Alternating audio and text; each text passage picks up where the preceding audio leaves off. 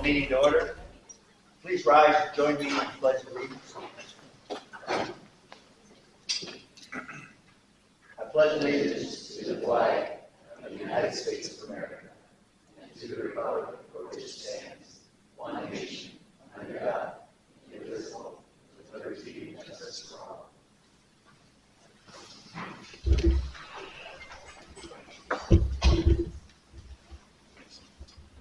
Disclosure of actual or potential conflicts of interest.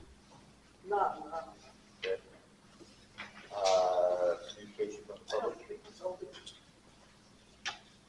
Nothing here prior to the approval of the agenda. Pardon? No, there is nothing on the Okay. sheet. Item number 155.0. I need a motion to approve the agenda. Motion by Kaylee. Do I have a second? Second. Second by Dallas. Discussion. Hearing none. All in favor of the motion signify by saying aye. All opposed, same sign.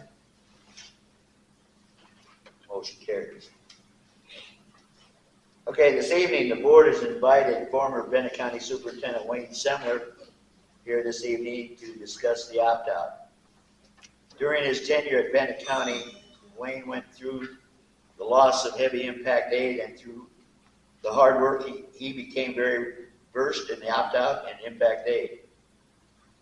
Tonight he will share with us many things for us to think about. When Wayne has finished his presentation, we will welcome questions about the opt-out. I'll now turn the meeting over to Wayne. If you need a microphone, I got one, but I don't know. You know, I still have my coaching voice, so I don't think I need a mic. Good evening, and thanks for coming out. There's always a lot of questions with an opt-out, and I'm here simply to give you some information that I have learned and researched, and to answer any questions that you may have. So, forgive me, I'm going to read from a script most of the night. Since it's being recorded, I want to make sure it's very clear, and you'll also have a handout and can follow along. Again, I apologize, I know you know how to read, but I'm going to kind of go through and read it as I go so I don't miss up any numbers. So, Stacy's, Mrs. Helverson is handing out the handouts now. As she's handing those out, as Mr. Olson said, if you'll give me the luxury of going through about 10 minutes of information, when we're finished with that, I'd be happy to try to answer any questions you may have. So, and that's really the purpose of the meeting, to share information and to listen what you might have or questions you might have.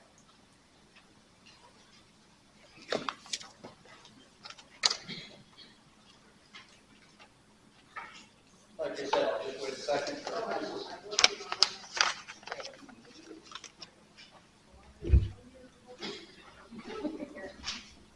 And I would say at the end of tonight, if you'd like to take an extra copy of the information sheet and maybe share it with others that aren't here, feel free to do that. Over the next week or couple of weeks, we are putting a recording of this meeting will be on the Bennett County website. People can look at. And also the presentation that you'll have, that will also be posted on the Bennett County website. So the information, we're just trying to get it out there. With that, again, the purpose of the meeting is to share information and to answer any questions that you may have. Point two, I got to correct the story that Tim put in the booster. It wasn't Tim's mistake. It was not the booster's mistake. I misspoke, so I want to clarify that. In the article that came out, I think it was the 23rd, we said that heavy impact aid was worth about $1.8 million a year. Well, it's true that last year we received $1.8 million, but the amount of heavy impact aid varies from year to year. So we don't get 1.8 every year. Sometimes we get less, sometimes we get more. But as the sheet says there, since 2012, Bennett County has averaged about 1.4 million of heavy impact aid every year, an average. During that same period, if you look down to point 2, during the same time since 2012, Bennett County has received a little over $19 million in this heavy impact aid. Point 3, I think it's important for me to point out to you, what am I basing these numbers on? I want you to know they're not Wayne Semmler's numbers. The numbers that I'm using for the assessed value of property and for the tax amounts, I visited and Mrs. Robinson went with me. Stacy talked to the auditor, but I got my assessment numbers from your county auditor and had a chance to talk to Jeff Cisco on assessments also. So the tax numbers come from them. When we talk about capital outlay dollars, what could be collected, what could be charged in lieu of the opt-out, those numbers come from the state. And when we talk about the $250,000 of the opt-out we're requesting, that figure comes from the consultant for impact aid schools of South Dakota. And Max has worked in that position, I'm not sure how long, long before I was here, so 20 plus years. Just a brief history on number 4. In 2005, Bennett County fell out of heavy impact aid. When I came in 2005, it had fallen out. And over the next few years, as a result, many of you painfully remember, we went through a couple of years of severe cuts and very painful cuts. During that time, I think the school was forced to cut 10 to 12 positions. We were forced to, close 2 rural schools, which I think many of you remember, and that was a painful situation. So when we fell out before in 2005, the board was forced to make significant cuts over the next 2 years, and I know many of you still have, hurt feelings on that. And I'm looking at one gal in here that I had to sit down and talk to as a teacher and said, I'm sorry, I need to cut your position. Those cuts were painful, and I know people still feel those cuts. And one of the purposes of the opt-out that we've been doing since 2012 is to prevent those types of cuts from ever happening again.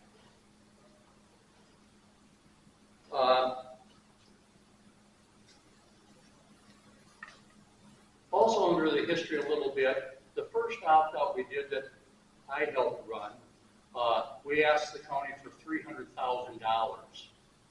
But as we were asking for that opt-out, if you remember, we stopped collecting any capital outlay taxes. So the opt-out was in replace of the capital outlay taxes. In 2019, I think Ms. Helverson had to renew the opt-out. And at that time, we were able to lower the amount from $300,000 in requests to $250,000.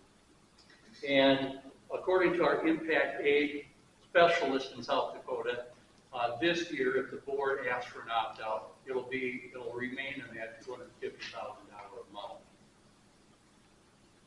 amount. The reason to renew the opt-out, and again, I emphasize to renew because you've been doing this since 2012. Without the opt-out, Bennett County School will fall out of heavy impact aid. Keep in mind, the opt-out tax replaces the traditional capital outlay tax. The opt-out enables the school district to remain in the guidelines required to receive heavy impact aid. The opt-out has provided the school district an average of approximately $1.4 million each year over the past 12 years. And during that same time, because we're not collecting the capital outlay tax, taxpayers of Bennett County have saved, a lot of money, a couple million. Collecting the opt-out tax, point 6, collecting the opt-out tax rather than capital outlay. The opt-out tax needed is $250,000. The maximum capital outlay tax that could be collected is approximately $725,000. Again, according to state law, we can collect up to $3 per thousand. And if we did that, Bannock County taxpayers could be asked by the school to pay $725,000. By replacing capital outlay with the opt-out tax, county taxpayers save approximately $475,000 per year, and at the same time it protects the impact aid revenue, which has averaged bringing in about $1.4 million each year the past 12 years.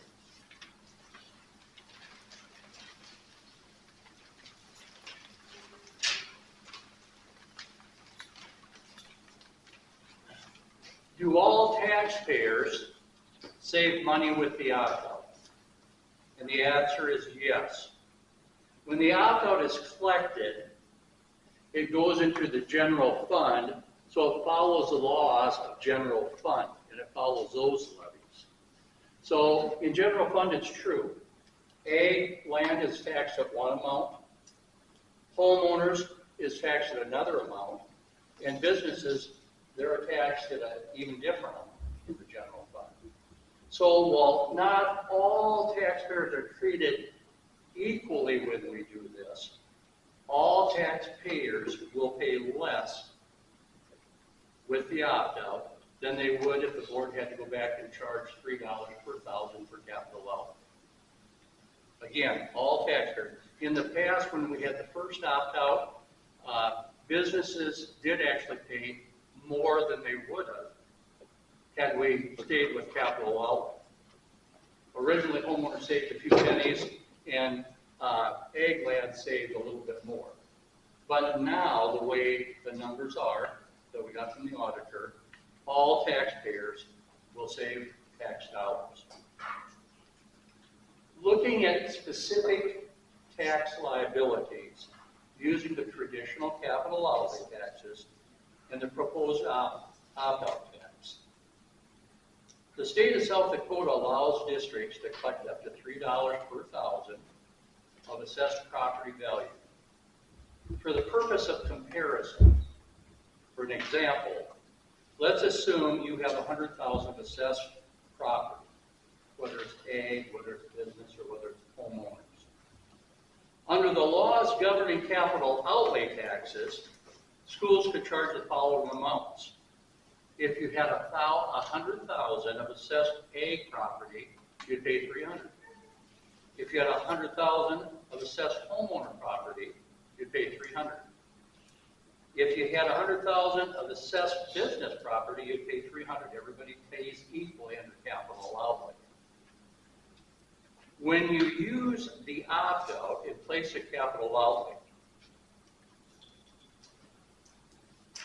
ag property owners would pay $54.40 per 100,000. That would save ag property taxpayers $245.60 per 100,000 assessed value. Homeowners would pay $121.70, saving them $178.30. And business owners would pay $251.90. Therefore, businesses would save $48.10 per 100,000 assessed value. Again, these aren't Wayne's number or Mr. Semmler's numbers. These are numbers I got through the auditor, with their assessed values. And they're the numbers that the state of law, how it governs capital outlay and opt-outs. Point C, all savers or all taxpayers save using the opt-out, save money, rather than using the capital outlay tax. Again, if we got rid of the opt-out to fund the capital outlay budget, the school board probably have to go back to what they did prior to the opt-outs and charge the maximum $3 per thousand. So the opt-out saves taxpayers significant amounts of money while it protects the revenue being brought in from the heavy impact aid.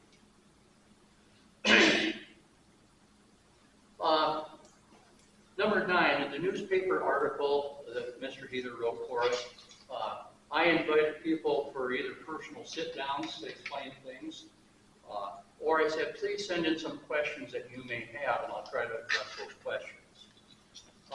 So the next couple things are some of the questions or concerns that I've heard that I'd like to address. 9A says, is this a new or additional tax? And I say, no, this is a continuation of what you've done since 2012. So it's a continuation. This tax is actually a replacement. It replaces the capital outlay that you paid prior to 2012, and it replaces it with the opt-out one. So it's a replacement tax. It's a continuation of what you've done the last 12 years. And again, the reason for it is to continue to be within the formula to bring in the heavy impact aid money. A concern I've heard is that not all taxpayers are treated equally. Some save more than others. Well, that is true. I guess the significant point is that all taxpayers, homeowners, and businesses, all pay less than they would by using the traditional capital outlay. C, why doesn't the school spend down its reserve first and then opt out? Thank you. So on C, the school could spend down some reserves, but let's be clear, without the opt-out, the school will fall out of heavy impact aid. Without the opt-out, the school will lose that average of $1.4 million each year. And you could say, well, let's spend down and then we'll get back in.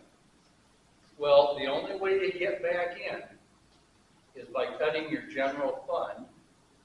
Even if you have some reserve, the only way to get back in is by cutting general fund to fall back within the formula, which again would result at least in probably 10, 12 teaching positions, and put a real strain on the general funds, and would also deplete the reserve, which the school district needs about a 2-year reserve for their federal funds because they're not paid in a timely fashion.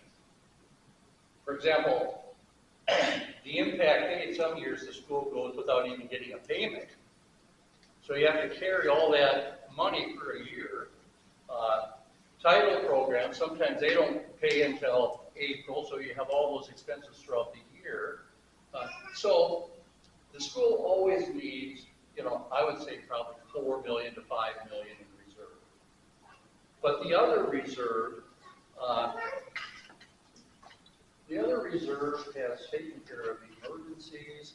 The other reserve has been utilized to backfill and allow staff higher wages, to bring in new staff positions, to build facilities. And maybe not everybody thinks this is a good facility. I wasn't here. But the point is, the major improvements to your facilities, the new facilities, the ongoing facilities are all made possible because of the impact aid dollars. So if you deplete or spend down the reserve, you jeopardize future programs, future maybe repairs, future staff positions if you decide you need something more. So, yeah, I guess that's my answer to why don't we spend down the reserves. I guess the key point is without the opt-out, you fall on the heavy impact aid. So that's the first and most immediate result. Good question. When we talk about the traditional capital outlay taxes, who sets that amount?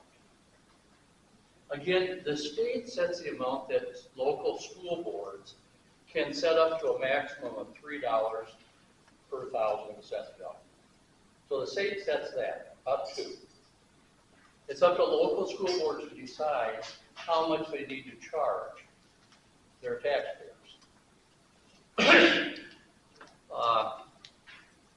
Prior to our opt-out back in 2012, the school district, not these board members, but the board felt, for many years it was necessary to start charge the max. When we had the first opt-out in 2012, at public meetings, we said if we ever fall out of the opt-out or don't do the opt-out, we'll probably have to go back to the to the max. One thing, if we would go back and charge the max, we could bring in about $725,000 of capital outlay taxes.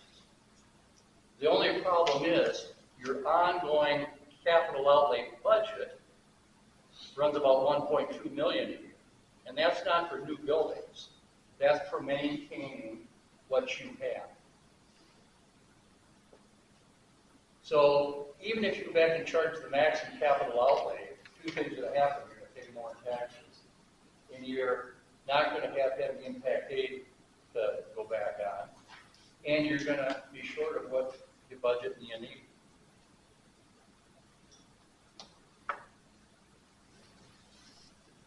I don't know if I covered everything that was written there, but you can read it as well as I can. Lastly, there's, I'm going to address this. I haven't been in the district for 9.5 years, and I see a lot of improvements, and I see a lot of familiar faces from staff, meaning that you've done a good job of retaining a lot of staff. But it was a concern brought to me that some people are unhappy with maybe decisions this board has made or not made. And some people shared that some people might not support the opt-out because they're displeased with the board. I'm not here to defend the board for anything because I haven't been here. But what I will say about that, if a reason for not supporting the opt-out is to punish the board, let me just tell you, the real people you're punishing by losing the heavy impact aid are the kids, the programs, the staff, and the community as a whole, I think. I know a lot of community people use some of these facilities. And I know many of the community people have kids, grandkids. And so if your reason for not supporting the opt-out, hey, I'm not telling you how to vote. But if your reason is to punish the board, I don't know, there might be other ways to do it, rather than jeopardizing the heavy impact aid. Now, those are the questions I had until about lunch today, and then I got a few more questions, and they're good questions, so I'm going to try to answer them quickly. And Anthony, if I don't quite answer your questions, help me out. And I do appreciate the questions. I really do. We're talking about two funds a lot. We're talking about the capital outlay tax, and we're talking about our general fund. Those are the two main funds in the school. The question was, can you kind of explain the difference between the general fund, what you spend it on, versus capital outlay, what you spend it on? So Jolene and I went through budget today, this year's budget, and put together a lot of numbers. Basically, the general fund, 74% of the general fund dollars in this year's budget go towards staff salary and benefits. When we talk about benefits, we're talking about the retirement and Social Security and their salaries. Another large chunk is for contracted professional services. Probably the biggest person that we pay would be R.W. Rice for our heating and cooling and boilers. So that's a big chunk of the remaining 26%. Plumbing services, electrical, things like that would come under that too. Another big part of the remaining 26% would be utilities for the school. And then you have some supplies and travel, but that's fairly minute compared to the other three items. Whereas capital outlay expenditures, what's capital outlay spent on? Vehicles, buses, ongoing building and maintenance projects. Whether it's repairing the leak in the roof or whether it's repairing a boiler, major maintenance and repairs. tech purchases like the computers and all the tech stuff comes out of the capital outlay. Books come out of there for classrooms. The supplies, paper, pencils, that comes out of general fund and very minute. But so books come out of there. Most equipment that is used comes out of capital outlay. And kind of the question was, is one fund or the other fund, is one or the other more restrictive in how you can use it? And I'd say no, both are governed by law, what can be taken out of those two funds. Question about the new construction like the junior high, are we talking about that in these numbers? No, that's a separate fund. Certainly it's capital outlay, but that's a separate fund because you don't do that every year, it's not ongoing. So just like the lawyer center, this was built almost always, well, it's all impact aid funds. You didn't pass a bond issue like most schools have to do if they want to build something. The new middle school, the school received one grant that pays for about 60% of it, but without the reserves from impact aid, that probably could have never been built. About 40% will come out of impact aid reserves. Anthony, did that take care of that first question yet? Yeah, I guess the only question that came to my mind initially is, can you go a little bit more into detail, the history of the impact aid?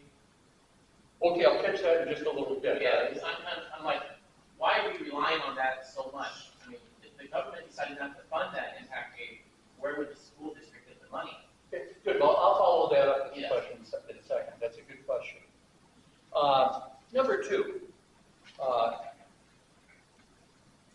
the question was, what's the anticipated capital outlay tax for next year? As you might look for your personal budgets, what can you expect?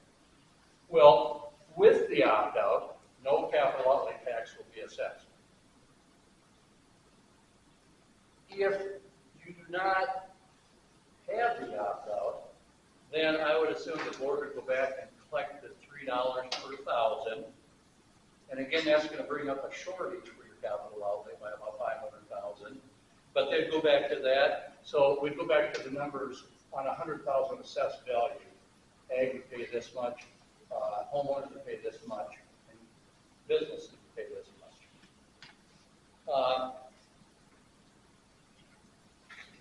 And are those numbers that you were sharing earlier, are those based on the latest appraised values that you and Jolene went down to the auditor's office? Yep. Because you pay your taxes, next year's taxes come off of this year's figures.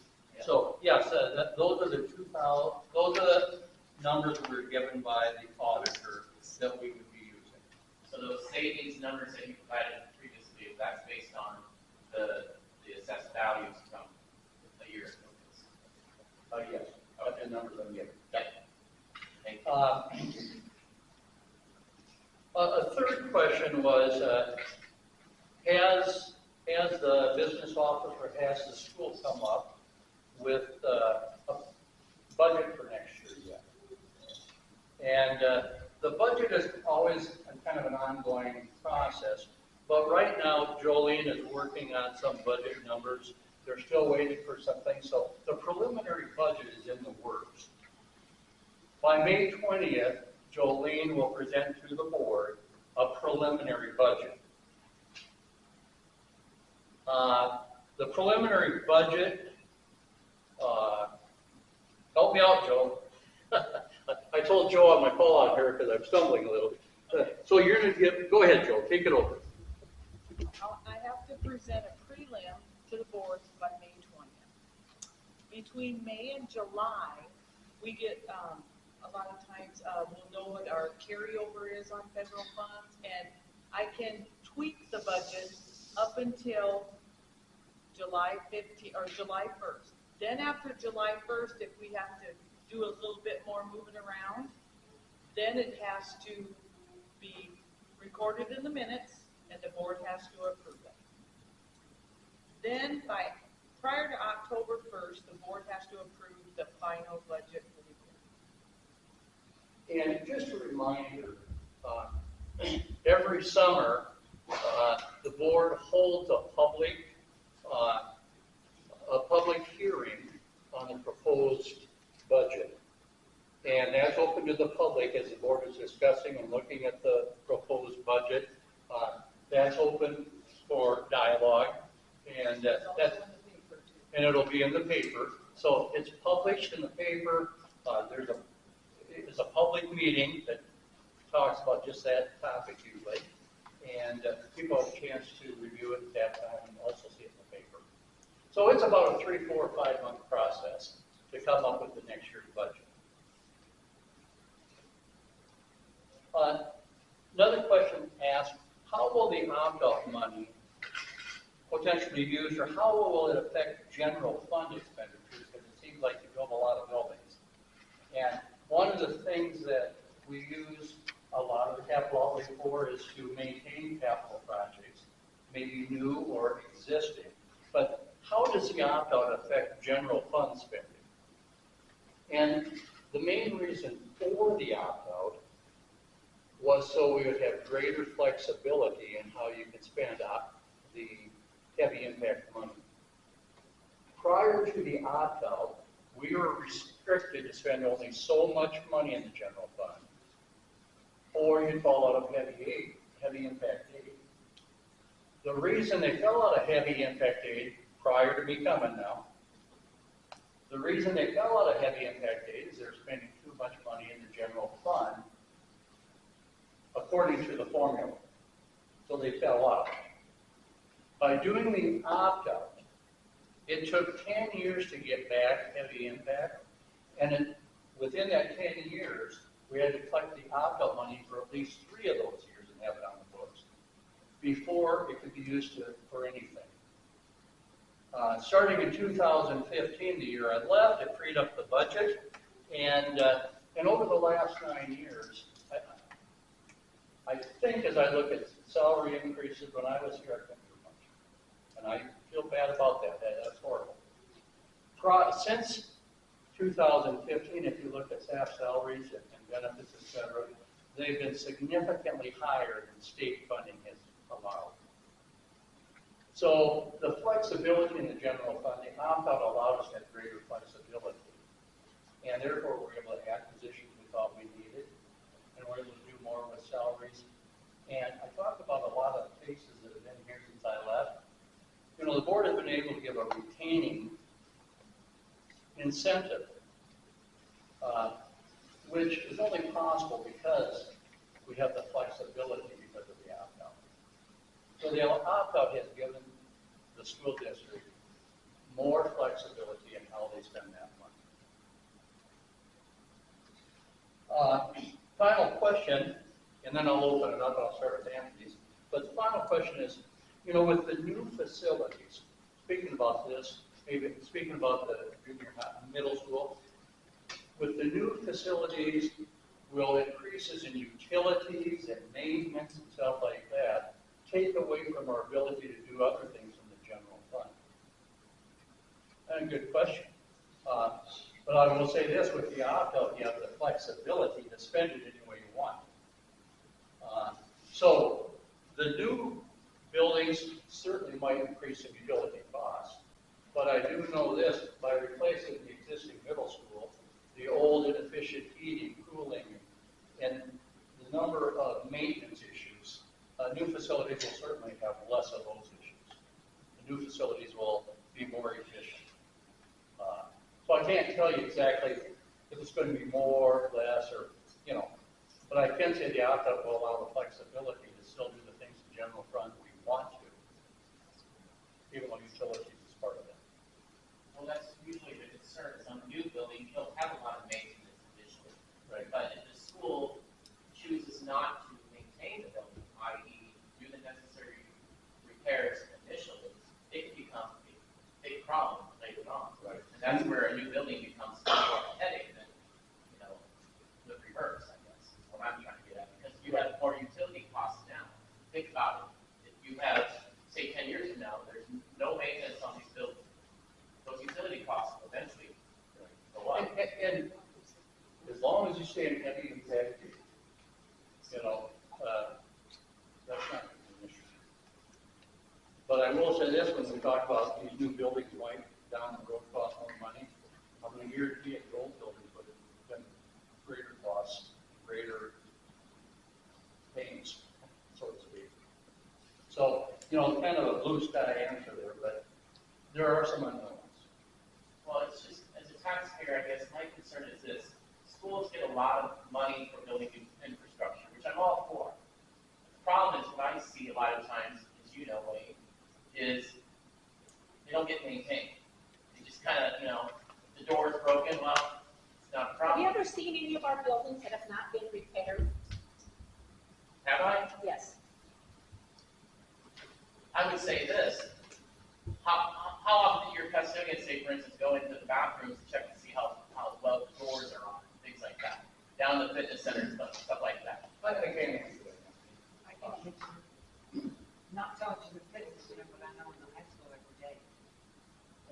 Yeah, and the general thing is what, mopping floors, But you that type of check stuff. that, you go in and you check it, if something's wrong. Right, and I'm more talking like HVAC, that's what I'm getting at. Well, I'm sure that that's wrong. That's where RW Rice comes in. So, We have a maintenance. like the heating, cooling. Yeah, that's where I'm You getting know, at. they have, one of the major general fund expenditures is our contract with Rice, RW Rice, and they take care of our heating, cooling needs. So and that's a significant That expenditure, is. because it's a big deal. But, so, they're on a yearly thing, and they do, believe me, they do a pretty good job telling the board when we need to do this, and we put it in, and for us to continue honoring maintenance agreements, we need to stay on top of it. Right? So I think the school tries to do the best they can at trying to maintain and trying to keep up with things. And I just know that the impact is going to have a difference. In the future, what if impact aid goes away? What if this goes away? I don't, that's one of the issues with our government today. I think we all see the government work very slowly. I don't know, I hope I'm not stepping in any politicians here, Anthony. But there is an uncertainty in the future. But I know the better reserve you can have now, the better you are for the uncertainties that you might face. And I don't have a crystal ball. I don't think you could. You just said you don't have a crystal ball, but is there potential that we would lose the impact fee? Have you seen that in other states, or is this? This is the federal program. I can say this about impact aid. Congress doesn't agree on much. Probably the one issue they have the most agreement on is a commitment to impact aid. It's the only thing that they do pass every year.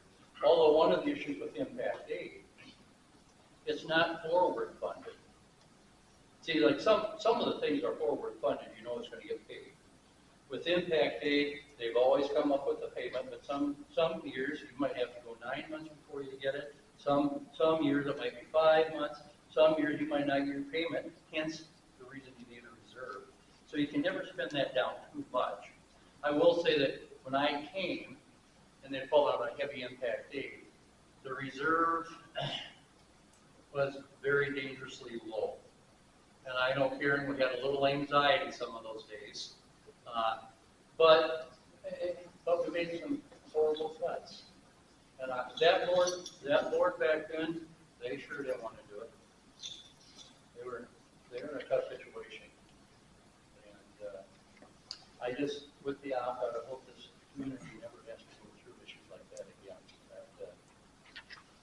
And again, that's the value I see in the opt-out. It's to prevent things from falling. Could it fall away someday? Could title fall away someday? Could this fall away? Yeah. But if it gets to that point, well, there's not going to be a whole lot that's going to be sound anymore. Can you go over the history of the impact aid? Well, I might have to refer to one of our audience here, Karen. For years, Karen did all the paperwork on the impact aid. Karen, I don't know how long has the school received impact aid? Off the top of your head, can you remember? I'd say 45 years. What's that? 45 years. 45 years. So it's been a big part And of it's the a Bennett County federal budget. thing, any federal land, so it's not gonna go away because any military bases, Right, that's correct. Indian lands, It's to subsidize those parcels that are taken out of the tax out of the base. tax rolls, Which Benton County has one. Correct. County, Missouri, So that's to subsidize the school districts because of that element. That lost tax revenue. Yeah. So, I don't know what's going to happen 45 years from now, but it's been about the one program Congress has been in pretty good agreement with over the last 45 years. And, like I said, the only history that I know, Karen, I don't know if you always had two parts of impact aid, the basic and the heavy. If it's always been two parts. at one time, we just had basic before we got into heavy. Okay.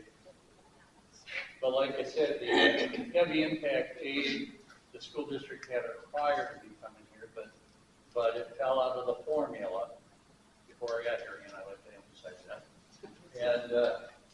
And it took 10 years of painful cuts, and it took 10 years of trying to figure out how we can get more money in the general fund to support or to fall within the guidelines to get heavy impact aid back. And not only how to get it back, but how to get enough in there so we can spend it any way we want. I'll be honest, my main goal when we were getting back into heavy impact aid, my main goal was the first option was to take care of our staff. Like I said, I was the guy that had to cut some teachers. And I was the guy that had to ask people, health insurance is skyrocketing, take a pay freeze. So my number one goal getting back in was to be able to add the position we needed and to take care of the staff with the benefits and salaries. After that, my next priority with the board was to make improvements to our facilities that needed to be made. We did a lot of work at the current elementary, but it's really a Band-Aid, that's an old facility. But we did as many Band-Aid projects as we did to keep that up and running. The middle school that's being replaced, that was just a lot of Band-Aids to try to keep that thing going. So anyway, that kind of answers the history. Yes. Now, any other questions or clarifications that I need to make? Yes. So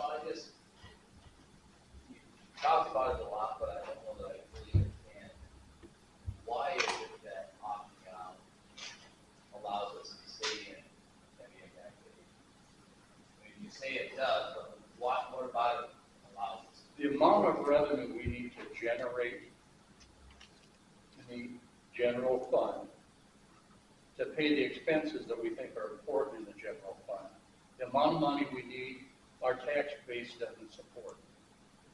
So the only way we can raise that amount in the general fund is by the so-called opt-out. So the $250,000 that we're collecting will go into the general fund. That increases the amount of money we have there, which allows us to stay within the guidelines required for heavy impact aid. Is that because the opt-out money you can do different things with compared to the capital outlay tax? No, the opt-out money goes in general fund. But can't we do more things? Is Well, that a little bit freer? Yeah, if we collected capital outlay taxes, you'd have to spend it in capital outlay. And where our needs was in general fund to help replace some of the positions we had cut. We had went a number of years without very good salaries. And so by increasing the general fund, it was able to take care of the needs we thought we had in the general fund, and it allowed us to meet the guidelines to remain in heavy impact aid. So that's the part where I'm fuzzy out. And I'm going to be honest with you. Across the state, when you hear opt-out, an opt-out usually is an additional tax on top of your capital outlay, on top of your general fund. It's additional new money. Again, The way that the board has done it and the way that we've done it is we've eliminated the capital outlay. And rather than requesting that 725,000, we said we'll request only 250,000, move it to the general fund to meet the guidelines. Meanwhile, saving taxpayers some money. So right now, how do we fund our capital outlay budget? Because our budget is 1.2 million approximately. So how do we fund that? We take impact aid dollars, heavy impact aid dollars, and fund it. And then with the remaining heavy impact aid, it can be used in the general fund. It can be used as part of the reserve for future projects and future programs. I'm going to tell you, Brent, it doesn't make a darn bit of sense. But that's kind of the government that I've been used to working with. I think we all can identify with that a little bit. Yeah, Joyce. Thank you. So I'm gonna follow up to Brent, okay? So, because I I think. don't hear very well, so I'm going to close. That's okay, I'm the same way. I'm gonna do a follow-up to Brent because I think this is where some people want to know. What specifically is the guideline that we would not be in compliance with if we did not pass the opt-out? In other words, talk about the guidelines, and Karen, maybe you jump in. Well, The guidelines of impact aid. You know, the only way I can answer that is the consultant that has been the consultant for South Dakota schools. You know, she knows, I mean, they're about that thick, but she says to stay in, you need this amount of revenue. And when we fell out, we were told you fell out of the guidelines, and I can't specifically quote those. I just know that without it, we'll fall out. So we believe that there is a monetary requirement in reference to the amount of revenue that has to be generated by the tax base. Right. And then the opt-out, $250,000, is now going to, The general fund. is now going to meet that Those requirement. guidelines. So it's Those- a mathematical equation probably. Yes, it is. And, Yes. Okay. you know, and kind of like the tax code, there's about 1,000, you know. Yeah. So, Okay. thank you for the question, though. Sure. I wish I could give you every specific detail on that, but Karen, sometimes we have to go by the advice that we have and the specialists that we found for the last 45 years. Yes. I'm with Brent, I'm still trying to process this. So from what I'm understanding, we don't collect any taxes from the county. None of the tax dollars that we pay to own property comes to the school if we opt out. Is that correct? Okay, the capital outlay tax, we are not asking county taxpayers to pay anything there. Okay. Zero. So what we're asking in lieu of, my mother would shoot me on for that. That's all right. The taxes that we're fighting in the opt-out is in lieu of the capital outlay, so we're not asking the county for any capital outlay. Instead, we're actually asking for a portion of that in the opt-out. So we can put it Because in it's much general fund. less than what we would collect. Yes. And that still keeps us, because we can use it anyway. Yep, it gives us a flexibility. And I'm going to tell you, it took a couple of years of research to, and the consultant I referred to, Max Schottenmeyer, she was a great assistance saying, Wayne, I know you're hurting in Benton County because you lost this, I know you made severe cuts. What can we do? How can we find a way to make it work? So it took a couple of years to kind of look at the thousands of pages of the guidelines, and I'm not smart enough to do that, but our consultant helped us with that. Any other, Anthony? When you say formula, is that equating to guidelines? So you say the formula, so it has to be within the formula. Within their rules, within their formula, within their guidelines. So is, I mean, is there a mathematical formula that the school district has to use in order to determine whether they fall out or? The formula is based upon student per pupil expenditures, number of students, how other districts are funding their schools across the state and across the nation. So there's, it's not a simple formula. It's a comparison of the whole nation, what they're spending per pupil, what our state is spending per pupil, the number of students we have, and that's one of the tough things, you budget for this many students and you lose 30. So that changes your per pupil expenditure. So sometimes those are unknown or unforeseen things. So there's a lot of strings that you don't have control over. But when the data comes out, after the fact, it's too late. So So by that point, you have already passed your budget, right? And when students enroll in yeah, August, Yep. and so as a result, what you thought was going to be impact aid money, that may change as a result, correct? Yeah, it depends on a lot of those factors. And like I said, you don't know what's going to happen across the nation, what type of referendums will happen in this state or that state, but everything goes together. So, a budget in general, it's the best guess you can have because sometimes you can't anticipate certain expenditures. And like energy costs, utilities. Energy costs. Yeah, those bugs that run that. So, it is a challenge. So, I've always said that budgets, you really do a good job. You spend 4 or 5 months working on them. In the end, it's kind of a scientific guess. Hard science. Yeah. And you base it upon past expenditures. There's a period where Jolene and I and Karen went back 10 years of expenditures for Bennett County. And we looked at how this year compared to this year with this year with this year. So you go off some track records too. So we did a lot of those numbers, didn't we, girls? Especially when the budgets were so tight. Anything? Yeah, Carol. So when you're saying we're opting out, basically we're opting out of the capital outlay tax. No, well, And then we're Basically, opting when we're- into another tax. basically when we're opting out, we're collecting more taxes for the general fund. We're not opting out capital outlay. We're Well, because we're But- not collecting capital. That's right.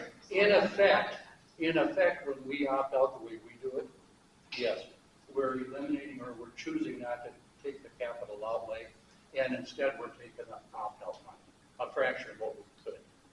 But could you say that we're opting out of the tax? Oh, yeah, I think that's because we're opting out For of this tax and other, replacing this other this tax, Yeah. basically because, or somewhat because we have more freedom as to what we can use that opt-out money for than what we could with the capital outlay. Correct. And by collecting the capital outlay versus the opt-out that gets moved to the general fund, we fall out of that formula and lose the average 1.4 million for the last 12 years. The taxes, I don't know if you look at the taxes are a confusing thing and a frustrating thing for me. So it's always a delicate topic to talk about. And when I had to try to run an opt-out in Beersford, we didn't have something called heavy impact aid. So there I had to get people to keep their capital outlay taxes, their general fund taxes, and I had to ask for additional. I didn't go over here. And I understand. In this case, we're repositioning some dollars and charging less than the school board would have to the county. Yes, sir. I'm not necessarily opposed, to the opt-out, but I am opposed to the way the school board has been spending their money, very much so, with no accountability. I don't think that's right. You say that we can use impact aid and all of this to blah, blah, blah. What about the hundreds of thousands of dollars that they've already spent with no accountability? Well, the only thing I'd say to that, not defending any school board, the one that I work for, the school board, et cetera, but when they make a preliminary budget and it's published, every year they have a budget hearing that the public's invited for to actually see, okay, where's your budget going this year? And so committee members have a point before the final budget is adopted. Well, by that time, the money's already spent. No, this is for the next year. What's already budgeted? Well, but It's not spent until it's approved. When you pay a superintendent a year and a half wages ahead of time, don't tell me that money isn't accounted for. You know, sir, what happened with that, I wasn't here. I don't Okay, know. but I am But- saying, you're asking the taxpayer to dig up some money. I think we should deserve some accountability. You know, I can't disagree with you, sir. I'm not familiar enough with what happened. Okay, Uh, I am. But what I would say, and I think I have kind of addressed it, when people are unhappy with the board decisions, and when I was superintendent here, sure, when I was superintendent here, I know that not everybody agreed with all the decisions. I'm just saying, you know, I think it's human nature to disagree with some things that happen. It might be right to disagree, it might be, whatever. I'm not arguing that point. I am.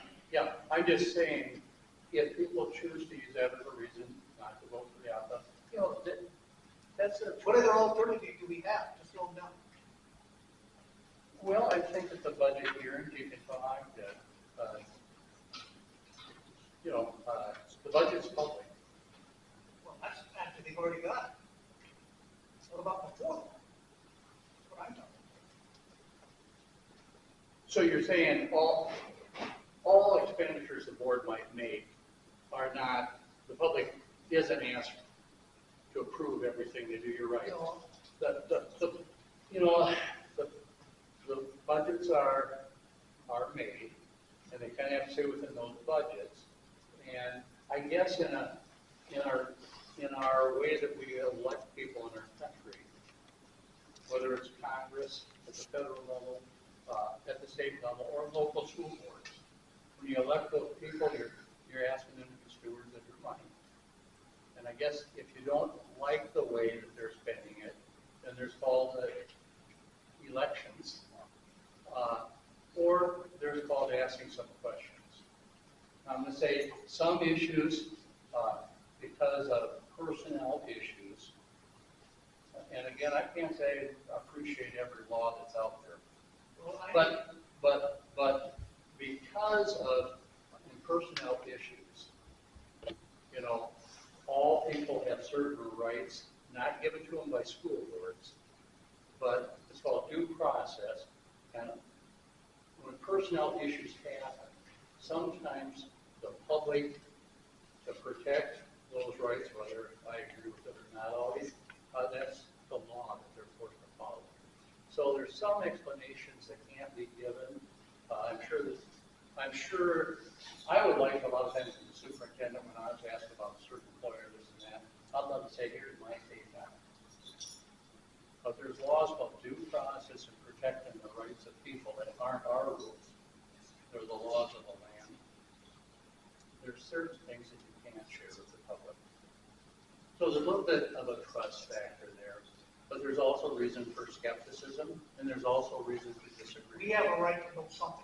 Yep, there's a right for disagreement. When there's they a call right- for executive session, go into those meetings and stuff, and come out and don't say a word 3 times, I think the public has a right for something. And I can't argue with that, sir. I don't like that at all. And certainly the only thing I'll say coming out of executive session, sometimes there's actions to take, and sometimes there are no actions.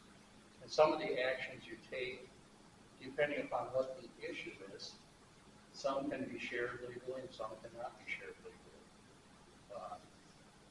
I don't think that's always right, but I do know from school and talking to lawyers that Realistically, sir, I think that school board owes Ireland an extreme apology. And if they won't, I will, for the community, for this whole county. They drug them through the mud, all they could. That ain't right. I would like to personally apologize to the Irish. And sir, that's not up to me to dictate to anybody. I don't know about the issue, and so anyway, that might be a reason not to vote for the opt-out. I'm just saying, basically, here's how the opt-out works. Here's what there is to lose, and here's what there is to gain. So, but I appreciate your comments. You fast until you're now and told us why we should have it. I'm telling you the reason why I don't think you deserve it. Thank you, Karen. Sure. I'm not opposed to it, but I am opposed to it being 10. Thank you. Any other, Anthony? One last question, I guess, it's kind of a, I don't know if this is being happened, but I'm gonna ask the question anyways. The opt-out is approved. Could the school board come back, say in a year or two, and choose to not only have the opt-out, but then go to the capital outlay? Could they do that? Oh, could they? Yeah. Yes, I sure would Let's be just say very good that- faith. let's Let's just say say- you're not going to. But let's just say the impact gate is not there like they anticipated. Would they, what is an opt-out, 5 years typically? You know, this board has to decide, you know, the first one that I did, I believe, was 5 years, was 7 years. And the second one that you did, Stacy, was 5. And the board's going to decide what they're going to ask for. It's been recommended by the consultant that knows the details of everything, that we ask for a 3-year opt-out and then review instead. And if there's such a thing, this person said, I don't think you need the 250, even though we've approved it, the board could ask for a less level. But they can't go over it without asking you opt-out. But when, So, yeah, so let's say, so your question is, reflecting the opt-out, could the board all of a sudden say, well, we're going to start collecting capital outlay too? but then, Yeah. Now, would they? Well, I would hope not. well, I don't see a need for that because, you know, the whole purpose, and trying to be as transparent as we can. right, that's the key. Yeah, the purpose, well, they haven't over the last 12 years, and, you know, I don't know why they would. Well, and then the flip side of that would be, okay, so let's just say they have more revenue. And you just made the point that we're looking at 250,000, is that correct? And that's per year, right? Right. So if the board says, well, we don't need the 250, we can reduce it down to 200. Seldom do I ever see that. Right. If the board was to do that, they'd have to have this consultant that knows all the figures say, I think you can ask for less. But and then they can collect less. Well, that's why we did it back 5 years ago, from 300,000 to 250. Right. Because she recommended it, because she's able to look at all of the different pieces of the game. And advised that at that time, 250,000 was going to be adequate for 5 years. And when we passed the first one, and again, you know, it's kind of frustrating because you might do this, and other parts of the country might do something else. And so you can't pinpoint it exactly. So the first opt-out was for 7 years. And during those 7 years, she always felt to stay within the safety range. She said, I think I'd continue it at the 300,000. When Ms. Culverson and the board asked for the second opt-out, she said, I feel comfortable that you can get by asking for 250. Rather than making it for 5 years or 7 years, because, you know, I think that the uncertainty across our country,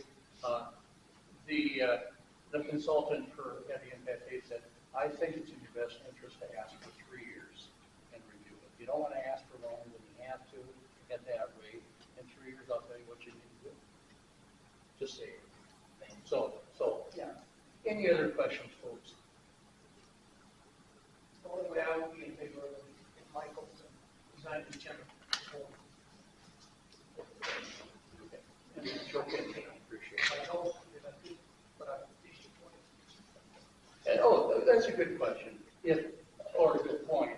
If somebody, there's a process, if and when the school opts out, makes a motion to opt out, there's a timeline. If somebody wants to take it to the vote of the people, 20 days after the board publishes it and announces they're opting out, a person has 20 days to collect 5% signatures, Joe? Whatever. We'll get that done for you, how many signatures you need. But then you can take that to the vote of the people. Don't be on it, money. Yeah, well, whatever, that's it, fine, I don't know. But with that being said, then, so, and that's an option. So I would just ask people to weigh everything and what it means for the future and this and that. So weigh all the factors, and that's why we all are different people and we all have different opinions. And that's really what our country made us, the right to do that. So thank you. I would say if somebody wants to pull a petition to go against the opt-out, you better be telling the facts of the tax increase to the people that are going to sign that petition. You know, and that's why I would suggest, folks, you have friends that aren't here that might have the same question. That's why we're filming it, so if people are on the website, they can listen to the whole thing. I hope I didn't cover too much. The handouts that you have in front of you, folks, the administrative office will have those if anybody would like to stop in and grab them. The information that you were given tonight, that'll be on the school website. I think the important thing is just to get the information out, and other people make a decision what's in their heart. Yes, ma'am. When is the voting going to be taking place for this? Well, by the public or the school, the next step would be for the school to decide whether they're going to request the opt-out or not. When the school decides if they're going to request the opt-out, they have to publish that, and then people have 20 days upon that publish if they want to refer to a vote of the people. And then after that, a vote would be taken by the county.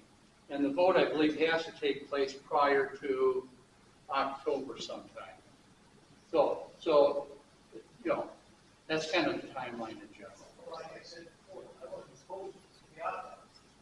I am opposed to the opt-out. And like I said, for the petition, you guys want to step down. Anything else, folks? Well, I think you've taken the time, a lot of people sometimes have questions, but they don't take the time people have taken. Sometimes people have things in their mind, but they don't bring it out in public. And so, I thank you. And I don't have a dog in the fight. I'm not here. This is for you as a community. And it's not only for today, but it's for the future. So again, I just thank you. This is good citizen stuff. Yes. Just have one quick question. Can the school board make the decision to skip voting on it themselves and just put it straight to the ballot for the people to decide? No. To make the opt-out legitimate, the board has to take a stand. Okay, thank you.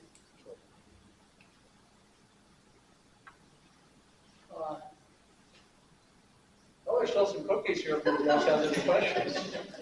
One thing I will say, Mr. Ward, I'm really glad to hear, we might have a new principal, and I think you've got potential. Before they come in, send it to the back. Hopefully, we'll solve our problems Yeah, ourselves. I know, people do it quite well. Yeah, Thank yeah. you. Thanks, folks, What appreciate I it. just interpreted that he said was that that they had to take steps. I think the statute allows them to opt out to send it to them. Thank you. Second section, discussion. I might have it. Hearing none, all in favor of the motion, signify by saying aye. Aye. All opposed, same sign. Motion carried. We are adjourned. It's on video. Okay. Hey, folks, if I can have one more second. I think we're just looking, the question was, could the school board just take it to the vote of the people? And I'll check on that, but Joyce, I think there might be some literature that she pointed out. I guess if the school board doesn't want to pass it, they could, or pass a motion, they could just take it to the vote of the people. That might be an option too. But I'd have to double check everything. We just peeked at it real quickly. It's South Dakota Codified Law 10-12-40-30. The opt-out decision may be referred to a vote of the people upon a resolution of the governing body of the school district or by a petition signed by at least 5% of the registered voters in the school district and filed with the governing body. So initially, they could vote to put it to a vote of the people, or 2/3 of the board can pass it. That's what the law says. Okay, thank you.